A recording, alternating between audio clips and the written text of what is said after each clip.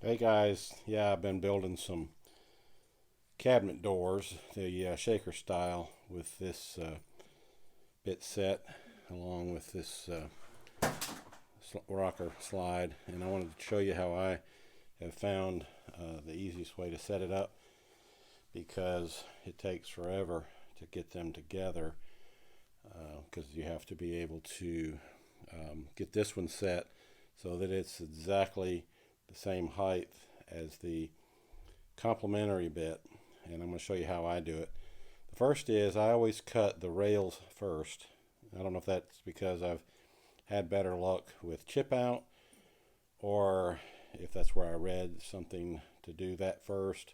But anyway, I'm going to show you how I set up the bit for the rails first.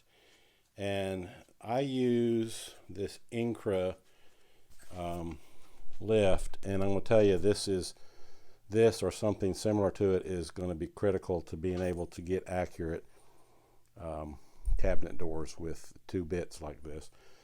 And what I've done is I've calculated how many inches each one of these ticks is so that I can make fine-tune adjustments by counting the number of ticks that I need. So first I'm going to try and get it to close to where I want it, and then I'm going to cut a test cut and show you how I adjust it. Now, I will tell you I found it's best to always move this in the same direction.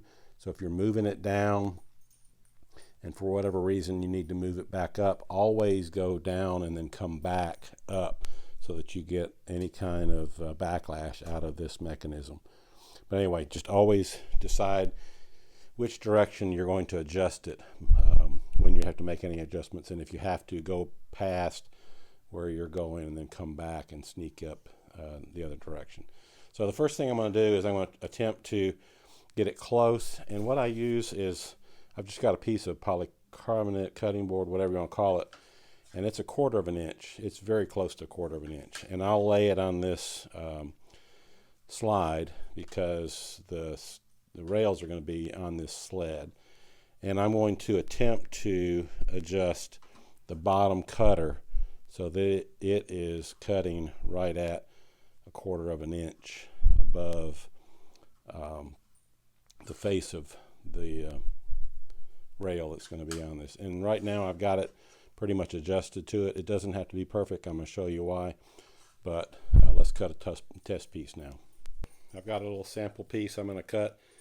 It should be the same thickness you're going to use for the doors, but it's not critical because all you're doing is getting the face of the rails to that 1/4 of an inch or whatever distance you want to be consistent across the rails and the stile. Sorry.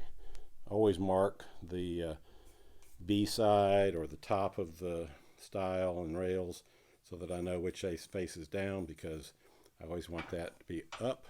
So get it loaded in my little rail, and I'm going to cut that cut and see how close I am.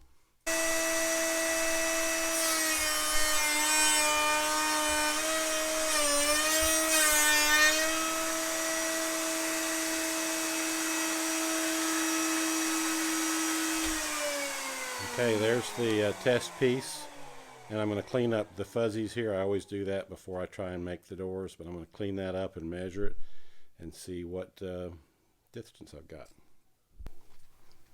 Now when I try and get the fuzzies off, I always try not to affect the height, so I usually just hit it from the top and just kind of square them up a little bit. I want to avoid doing this as much as possible because that may change the height enough to make your joint not accurate. So there, we've got it cleaned up, and basically again we're only cleaning it up on the inside of this gap. So now I'm just going to measure the actual height, and 0.2905. Okay. Oh, now it's closer to 257. So measure it a couple times, make sure you got an accurate measurement. Now I'm at 2.4. So what I would do is I would subtract 2.50 from what I read. So in this case, 0.24 I'd subtract 2.5 and then divide by 0.002, and that'll tell me how many ticks to move up or down. Now, since it's less than a quarter, I'm going to move the blade appropriately to take more wood. So I'm going to move the router up. And I've written down on the top of my router table which direction I need to move so that I don't get confused and move it the wrong way, and then I got to recalculate. So look where your mark is and how many ticks you need to move it, and then move it, and then run another test cut. Okay, so I measured it and I got 0.24, and I want it to be 0.25, so I do the subtraction, and that's 0.01 or 1/100th of an inch. My tick marks are 0.002. I've written that down here so I don't have to remember what that is. So I do the math. I need to move the bit up by 5 ticks. Again, I want to lower it and then come back 5 ticks so that I'm always getting that backlash out. So I'm going to lower it. I'm going to mark on the dial where I want to come back to. And then I'm going to lower it a little bit and then come back to the 5 ticks moving up. So I'm just going to mark here where I am, and I'm moving clockwise to go up. So I need to go 1, 2, 3, 4, 5. So that's where I want to end up. So I just unlock. I go below till it starts to move, and I start coming back up to the spot I marked. Lock it, and then I'm going to run another test piece. Again, I'm going to have the mark on the same side, but I'm going to do the other end.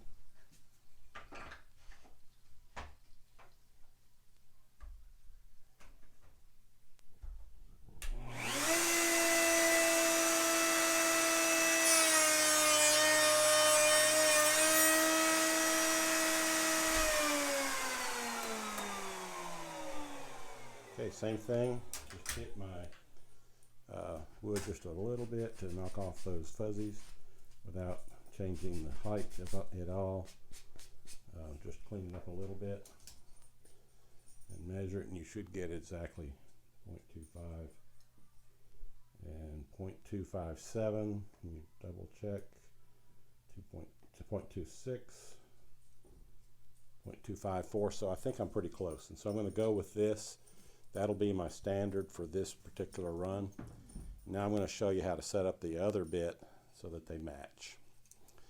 You want to mark the final side to be sure that you know that this is your final test, and that'll come in handy in a little bit. So I've raised up the bit. Of course, I've disconnected the power, raised up the bit. I'm going to remove this bit and insert the style, and basically the dado bit, and insert it and show you how to set it up to match the piece. Okay, I've got the other bit in, and remember to always check for your radius at the bottom of the bit so that you are gripping it below where that radius is here, or you may not get a good grip. So you always want to have a little bit of that shaft sticking out a little bit, which I've done on this particular one. So this is the other side of the companion bits, and this is going to be the dado basically on both the rail and the style. Now for this particular alignment, there's a couple ways you can do it. One, you can attempt to get the top of this cutter right at the top of the part sticking out just by touching. The other way I've done it before, and it works pretty good as well, is to take this same 1/4 inch piece of plastic and get it so that it's just barely touching. Doesn't matter, it just has to be close. I've done both, and I'm going to run this. I'm not going to run all the way through because I'm going to show you how to dial it in, but I've got it pretty close.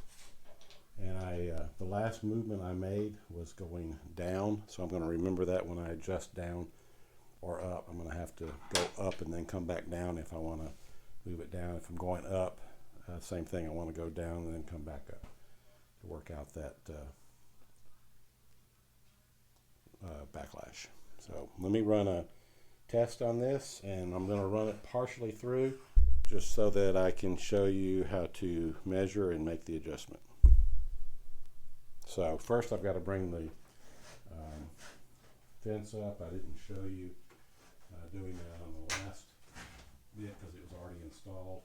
My favorite way is to take a straight edge, go ahead and get one side somewhat tight, and then put your steel rule across that bearing and then bring the fence up until it's just touching the bearing and maybe a slight gap over here, but not much. So just enough so that that bearing is turning when you move that steel rule back and forth. If you forget to do that, or your steel rule isn't on the bearing, it'll be a bad day. So take your time doing that. And then one thing I also like to do on my stiles is actually get a set of fingers set up so that it's holding it down, especially if your stiles are long. You will want to have a set of fingers on there just tight enough to hold it flat and get consistent pressure. Also keeps your fingers out of the blade a little bit. And I'm going to take this and run it partially through and show you how to get the final measurement. Okay, I've got it plugged back in. I'm going to run this through and see how close I am.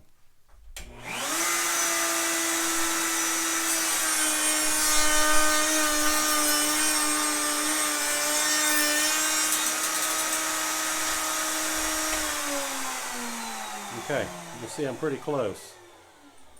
If I was a little bit further off, what I would do is take and measure that thin piece that's right here and make the adjustment to account for that right there, and it's actually 0.005. So basically what I would need to do is move it by 2 ticks, and in this case I need to move the bit up, so I would go down past where I need to come and then come back and go 2 ticks up. So let's do that and see if it takes that off. I'm pretty close. I probably wouldn't adjust it, except I'm trying to show you how to do this. So again, I'm going to keep an eye on where I need to go. I need to come back and then go back to 2 and then lock it down, and it should take that fine little fuzz off, and I'm ready to cut all my stiles. Let's see what happens.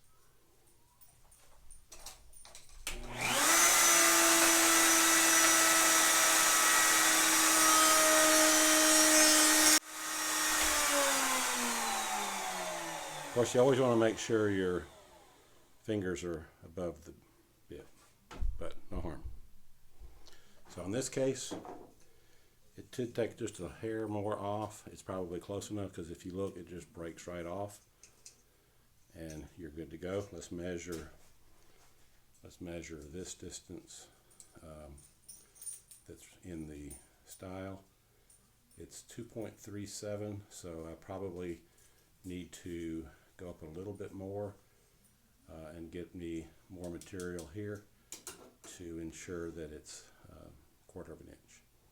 That's what I would do. I'd make the adjustment, do the math, make the adjustment, double check it. I usually cut several of these test pieces when I do the rails, so I can, if I don't get it right the first time, I can make adjustments. So the result is I've got rail and stile joint that I can't even feel a ridge there at all, it's going to glue up very nicely.